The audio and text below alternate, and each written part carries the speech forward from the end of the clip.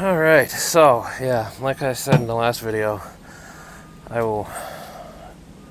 Is this the right way? No. I will never, ever get a national bearing again. It didn't even last a year. Look how loose that is. That is, like...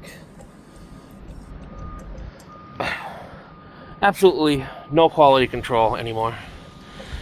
But anyway, I'm trying to bang the spindle out.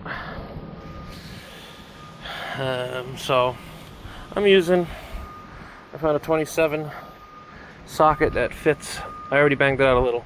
That fits perfectly on the spindle, and I just set it up on a couple of jack stands. Usually, you can use a press, but this works too. So I'm gonna try to get the spindle out, and yeah.